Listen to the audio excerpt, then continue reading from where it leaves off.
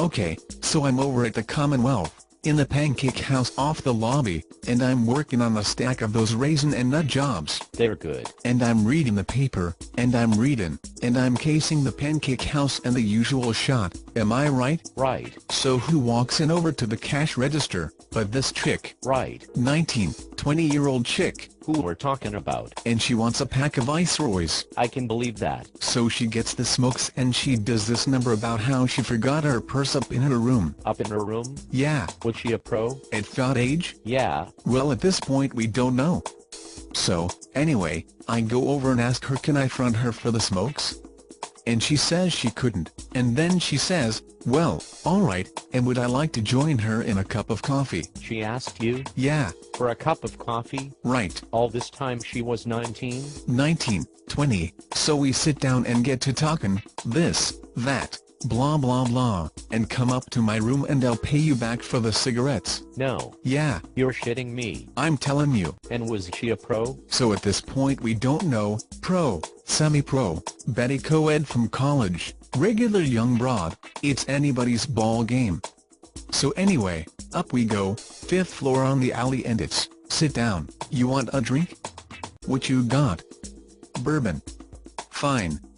And goddamn if she doesn't lay a half a rock on me for the cigarettes. No. Yeah. So this changes the complexity of things. For a bit. Yeah, but then what shot does she up and pull? You remind her of her ex. No. She's never done anything like this before in her life? No. She just got into town, and do you know where a girl like her could make a little money? No. So what shot does she pull? The shot she's pulling is the following two things. A. She says, I think I wanna take a shower. No. Yes. And B. She says, and then let's fuck. You're kidding. What did I just tell you? She said that? I hope to tell you. 19 years old? 19, 20. And was she a pro? So at this point I don't know. But I do say I'll join her in the shower if she has no objections. Of course. So into the old shower. And does that broad have a body? Yeah. Are you kidding me? So tell me. The tits. Yeah. The legs. The ass. Are you fucking fooling me? The ass on this broad. Young ass? Well yeah, young broad, young ass. Right. And I'm lathering her. Right. And drop the soap, this, that, and we get out, toweling off, each of us in his or her full glory. So while we're toweling off I flick the towel at her, very playfully, and by accident it catches her a good one on the ass and, thwack, a big red mark. No. So I'm all sorry and so forth. But what does this broad do but let out a squeal of pleasure and relief that would fucking kill a horse? Wow. So what the hell, I'm liberal. If that's her act, that's her act. Goes without saying, so I look around figuring to follow in my footsteps, and what's handy but this little GE clock radio, so I pick the mother up and heated her. Catches her across the shoulder blades, and we've got this long welt. Draw blood? At this point no. So what does she do? She says, wait a minute, and she crawls under the bed. From under the bed she pulls this suitcase, and from out of the suitcase comes this World War II flak suit. They're hard to find. Zip zip zip, and she gets into the flak suit and we get down on the bed. What are you doing? Fucking. She's in the flak suit? Right. How do you get in? How do you think I get in? She leaves the zipper open. That's what I thought. But the shot is, while we're fucking, she wants me every 30 seconds or so to go boom, at the top of my lungs. At her? No, just in general, so we're humping and bumping and greasing the old flak suit, and every once in a while I go boom, and she starts in on me.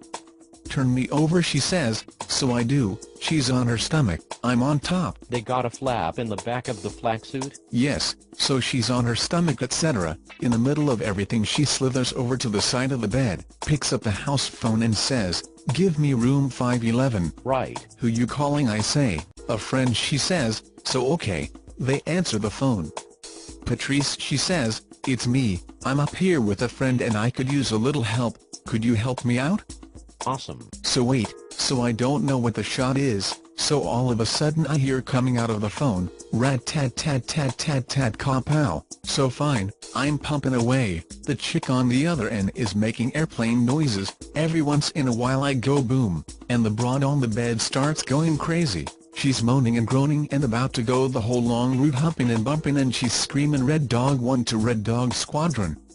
All of a sudden she screams, "Wait!" She wriggles out, leans under the bed and she pulls out this 5-gallon jerry can. Right. Opens it up, it's full of gasoline, so she splashes the mother all over the walls, rips a fucking Zippo out of the flak suit, and, whoosh, the whole room is in flames, so the whole fucking joint is going up in smoke. The telephone is going rat-tat-tat, the broad jumps back on the bed and yells, "Now, give it to me now for the love of Christ." So I look at the broad and I figure, fuck this nonsense. I grab my clothes, I peel a sawbuck off my wad and as I make the door I fling it at her. For cab fare I yell. She doesn't hear nothing. 126, I'm in the hall struggling into my shorts and hustling for the elevator. Whole fucking hall is full of smoke. Above the flames I just make out my broad. She's singing, "Off we go into the wild blue yonder," and the elevator arrives and the whole fucking hall is full of firemen.